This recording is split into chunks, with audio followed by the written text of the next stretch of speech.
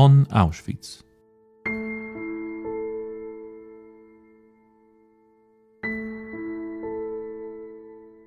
The history of Auschwitz is exceptionally complex. It combined two functions, a concentration camp and extermination center. Nazi Germany persecuted various groups of people there, and the camp complex was continually expanded and transformed. In the podcast on Auschwitz, we discuss the details of the history of the camp, as well as our contemporary memory of this important and special place.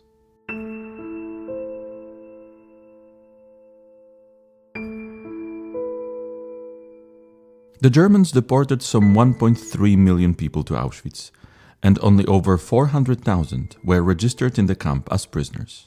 Some of them could conduct correspondence with the outside world, however, it had a unique character. Dr. Wojciech Płosa, the head of the museum archives, talks about prisoners' correspondence, letters and postcards that were sent out from the camp and sent to prisoners by their relatives. In one of the previous podcasts of the On Auschwitz series, we have already described the archives of the Auschwitz-Birkenau State Museum and camp documentation. Today, I would like you to focus on the issue of official prisoner correspondence. Were Auschwitz concentration camp prisoners able to maintain contact with the outside world and with their families? Tak, rzeczywiście mogli. Ten przywilej nie dotyczył wszystkich więźniów, ale tak jak... Yes, they were. This privilege didn't apply to all detainees, but like in other Nazi concentration camps, prisoners were allowed to correspond. They could send letters and receive them from their families. Of course, this was the subject to several restrictions and requirements that had to be met and followed. Restrykcji, szeregiem wymogów, które należało spełniać i których należało przestrzegać. You have recalled that not all prisoners could send and receive letters.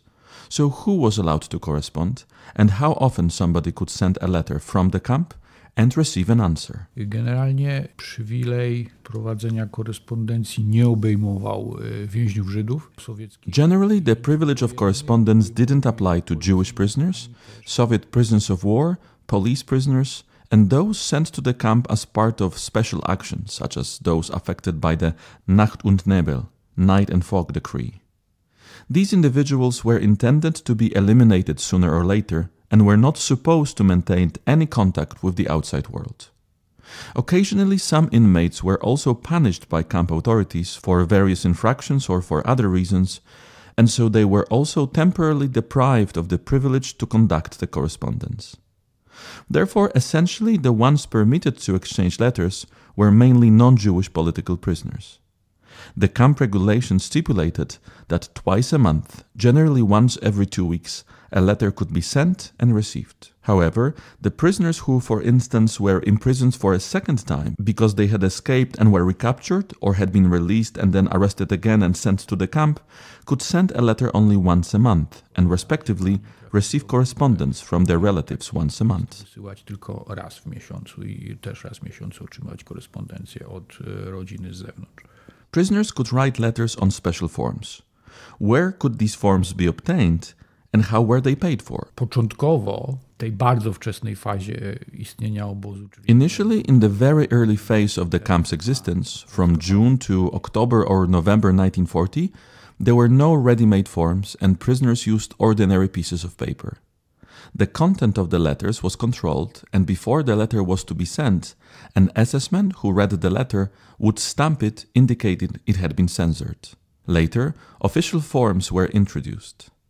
There were two types thereof: a letter form consisting of 4-line pages for ready to fill it with the content, and a camp postcard form, which had limited space for a brief message. These forms could be purchased in the camp canteen with camp currency, the so-called Lagegeld, which was not real banknotes or coins, but coupons bearing various values like half of mark, a 1 mark or 2 marks. If families deposited money for them, the prisoners received these coupons and used them to buy the forms in the canteen. Official prisoner correspondence from Auschwitz could be conducted on these forms. Na takim formularzu pisano i wysyłano oficjalną korespondencję więźniarską z Auschwitz. Who sent and received camp mail? Was there a post office in Auschwitz? Tak, KL Auschwitz w ramach Wydziału II, czyli Wydziału Politycznego, Gestapo. Yes, within the second division of the administration, the political department or the Camp Gestapo, there was a post office that handled exchange of the correspondence. This included not only letters and postcards, but also packages, although packages are a separate topic. Initially, the post office operated within the structure of Auschwitz I and was also covering Auschwitz II-Birkenau. According to memoirs of survivor Franciszek Targosz, who worked in the post office, once a week a female guard from Birkenau would come to Auschwitz to collect the post. Afterwards, separate post offices were established in Auschwitz II and in subcamps, where correspondence was directed. Odrębne urzędy pocztowe i tam już korespondencję kierowano. You mentioned censorship. It was known that the prisoners were not able to share the truth about camp life with their families, and letters were controlled by SS men. Were letters with an inappropriate content, according to the censors, prevent from being sent? What happened to such letters? Did the prisoner face punishment for writing such a message? Tak, przede wszystkim tutaj trzeba podkreślić, że Firstly, it's important to emphasize that there was no such restriction in any printed or written camp terms and conditions or any other regulations available to the prisoners. However, the inmates were likely strictly instructed that they were not supposed to describe the true conditions of the camp life and thus had to avoid such phrases. Common phrases like "Ich bin gesund," I'm healthy, and "Ich fühle gut," I feel good, often had to appear at the beginning of the letter. Additionally, correspondence had to be drawn up in German. Those who didn't command German had to seek help from fellow prisoners who did. Several SS men in the post office were responsible for censoring letters, and if they found a suspicious fragment, they simply removed it. We have examples of letter forms with parts cut out with scissors. These letters were sent after the censor's intervention, so they were not discarded but sent without the removed fragment. However, prisoners who didn't respect these rules were certainly punished. For instance, prisoner Ryszard Kordek in his post-war memoirs describes an event that took place according to him in the late spring of 1942. In the letter destined to his father, he wrote more or less that the sun would shine for him and he would be happy one day. Probably it could be implied from the context that he meant freedom or something similar, and this fragment awake awareness of the censor. Mr. Kordek recalls that exactly for using this statement in his letter, he was simply condemned to flogging. Therefore, one could also fear such outcome, and besides physical punishment, there was also the penalty of being deprived of right to correspondence for a period of time if the rule about not mentioning the truth about camp reality was infringed. Ten zakaz o tym, żeby nie pisać o prawdziwej rzeczywistości obozowej, złamało. Let's go back to the phrase "I'm healthy and feel good," often found in correspondence. Was there an instruction of how such a letter should look? Did this phrase have to be included? Wydaje się, że instrukcja była wydawana na zasadzie polecenia słownego przez blokowych. It seems that the instruction was given orally by block leaders or even by the SS men themselves. It's difficult to pinpoint this exactly in the sources, but since prisoners in their post-war accounts emphasized that such a phrase had to be included in letters, it seems they were instructed to do so, mainly to placate the censors and ensure the letter's approval. So they made efforts to adhere to this rule and inserted such phrases in their letters. Takie sformułowanie w oficjalnej korespondencji.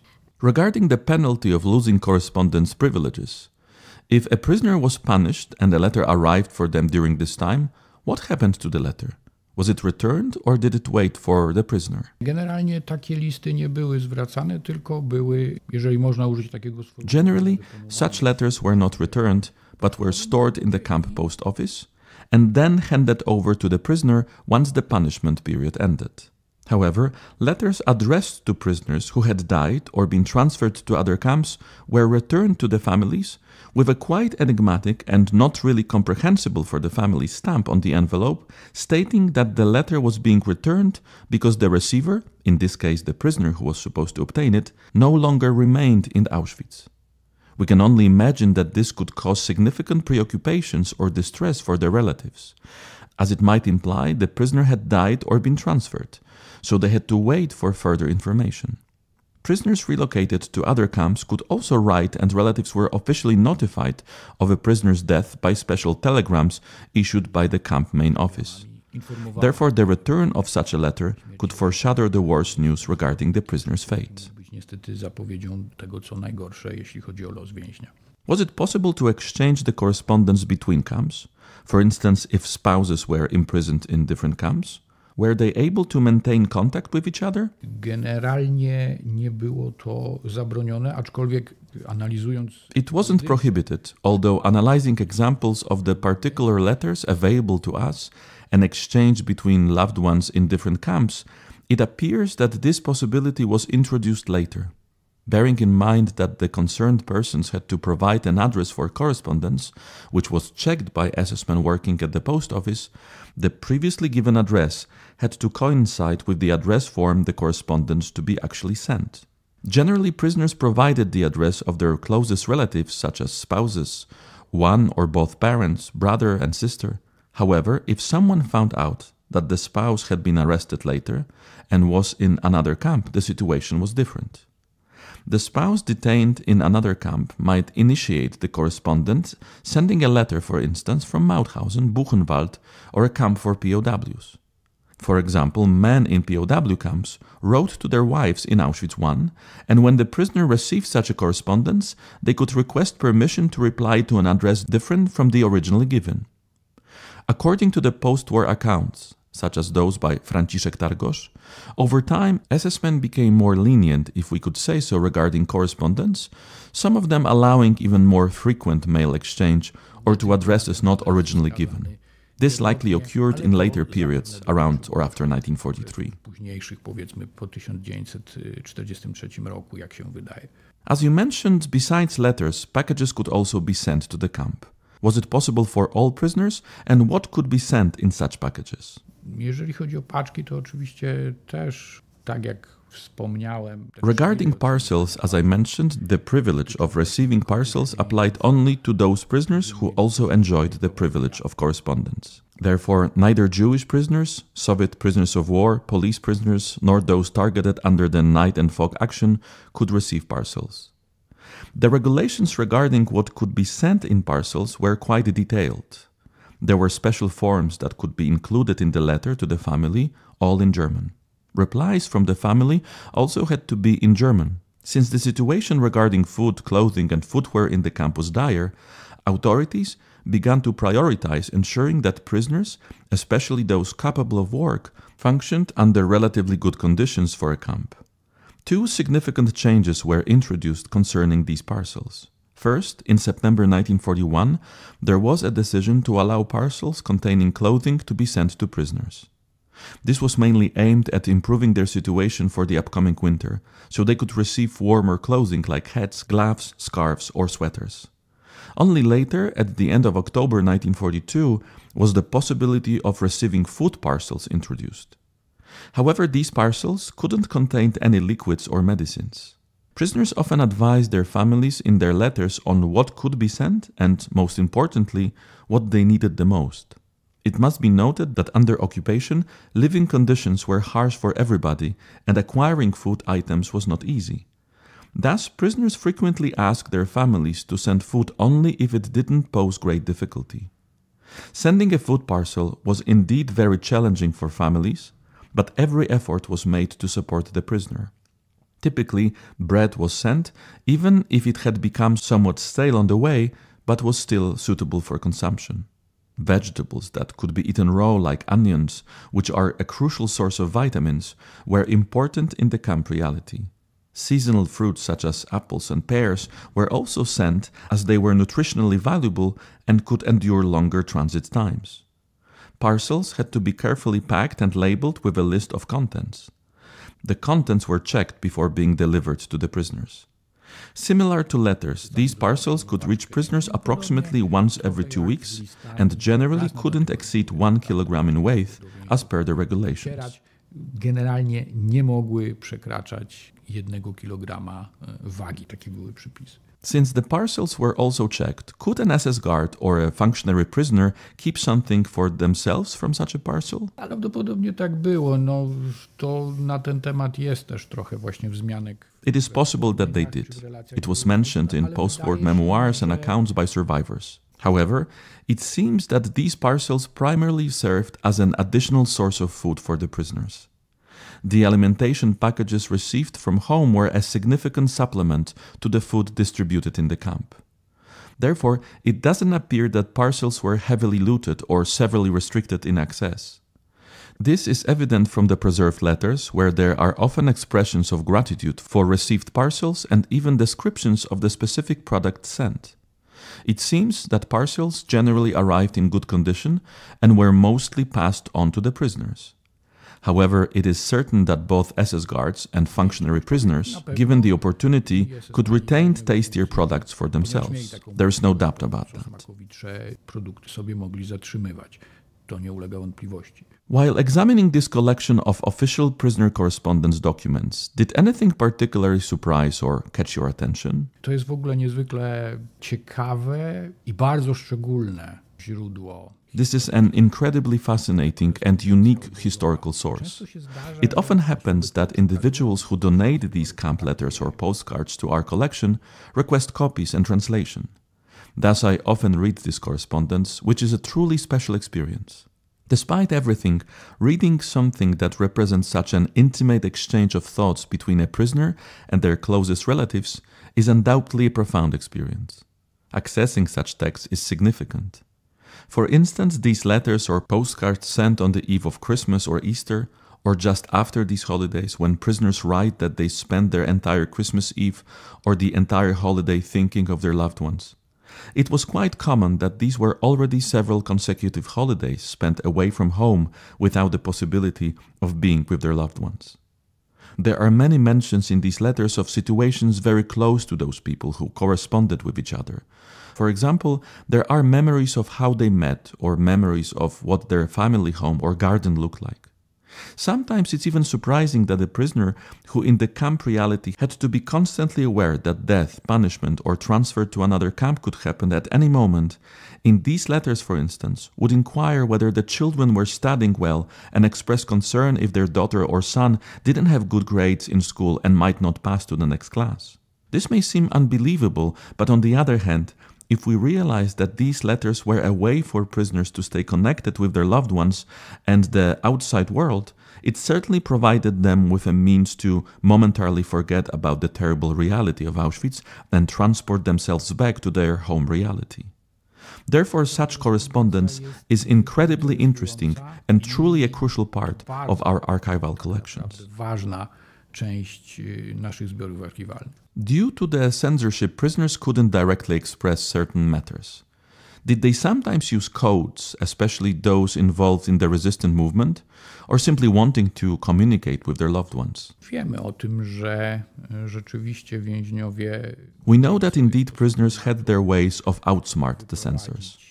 For example, those involved in the resistance and whose spouses knew about it, but sometimes nobody was aware about it, which is typical for the clandestine activity. Sometimes it was agreed that if they ended up in a prison or a camp and could send correspondence from there, they would use a code or agreed upon word or words as keys. Quite often, prisoners wrote about themselves in the third person, using their second name or a diminutive used in those domestic or intimate relationships. For example, we know that from memoirs of a Czech prisoner, Miroslav Kubik. He was a young man, barely a high school student, but was involved in resistance activities in Roudnice near the Elbe River. He informed his parents that if he were to be imprisoned or sent to a camp and could send correspondence from there, everything he wrote should be interpreted in exactly the opposite way. He emphasized that if he wrote, "I'm very, very healthy," then this is such an emphasis. Very, very will mean very that is very bad, not very good. So some tricks could be used. Certain word keys completely incomprehensible to the SS censoring content of the words to pass through detailed and true information to the recipients. Can it be determined how large the collection of the official prison correspondence in the archive is? How many letters and prison cards do we have in our collections? There are currently about 16,000 original camp letters and original camp postcards, but we are still receiving new ones. Mainly, it is the families of survivors who donate such letters to us. I must mention, for example, that just recently we were visited by the grandson of a prisoner from the first transport of Poles, Teodor Dondolewski, who had number 306. This grandson brought us 5 camp letters sent by Mr. Dondolewski. He came for this purpose from Germany, where he permanently resides. Mr. Dondolewski was released from the camp in November 1942, but these 5 letters survive within the family. They will require urgent intervention from our conservators because they are not in the best condition, but of course acquiring such camp letters is very important to us. This also highlights what I've been saying, that families treat these mementos with great reverence. Therefore, we are always very happy and extremely honored if we can acquire such documents, especially camp correspondence sent by prisoners to their families, because we know that for many people these are truly precious mementos. Bo wiemy, że dla wielu osób jest to naprawdę bardzo cenna pamiątka. Let's also mention that today we are discussing official camp correspondence, but there are other types, which of course is a material for a separate podcast. But could you briefly tell us about these other types of correspondence that we have in the archive? Tak, inne rodzaje korespondencji to są grypsy, czyli Yes, other types of correspondence include kites or illegal letters, which are absolutely outside the official correspondence, sent outside the official system. Generally, there are 2 types of kites. Personal ones, which prisoners try to send to their loved ones with information about themselves and their fate. Sometimes these are hastily written notes thrown from trains transporting prisoners to the camp or from cars taking them to prisons and then from prisons to the camp. We have several examples of such letters. The second type of kites are those sent within the framework of the camp resistant movement. They are also extremely interesting. It's quite fascinating that they have survived at all, because the resistant movement required the destruction of evidence of such activities. Yet we see that examples of such illegal letters have survived. Another separate story is the postcards sent by Jews who were held in the family camp in Birkenau, deported from the Theresienstadt ghetto, then in the Protectorate of Bohemia and Moravia. They were doomed to extermination and mostly perished, although their stay in the camp was planned for about 6 months.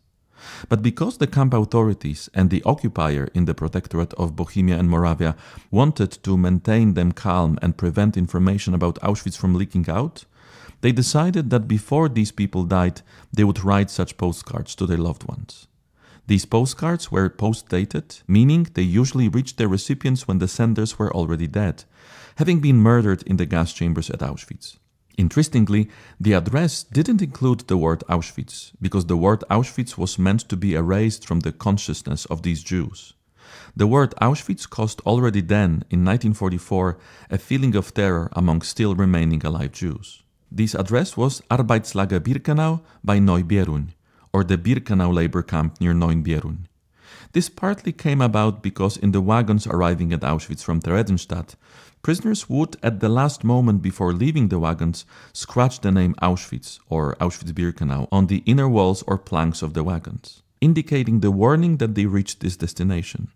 These wagons were reused for transport, so information about a place like Auschwitz also reached Theresienstadt. Jak obóz Auschwitz docierały też i do Terezina. We will certainly return to these topics. Finally, I would like to emphasize that the archive of the museum holds numerous post-camp documents, including the mentioned letters, under special conditions, under the care of professional conservators. People who donate original documents to the archive to preserve this special trace of their relatives' history can expect the museum to prepare copies. If anyone from our listeners would like to donate such materials, where should they contact? Bylibyśmy niezwykle wdzięczni za kontakt z nami, czyli We would be extremely grateful if they contacted us, either the archive or anyone from the museum. It often happens that such information reaches us through our guides, who also come in contact with many people. We would be very honored and happy if people who have such documents related to the history of their ancestors who were Auschwitz prisoners would contact us. We guarantee confidentiality and ensure that the documents are stored in the best possible conditions in our archive. The originals are not used for daily scientific research or educational purposes. We create digital and paper copies of all the materials and documents we acquire to use in our daily work. So, if anyone would like to support us and donate camp documents to our collections, We would be very grateful and appreciative, and I hope they will contact us. Obozowe będziemy bardzo wdzięczni, bardzo zobowiązani i liczę na kontakt.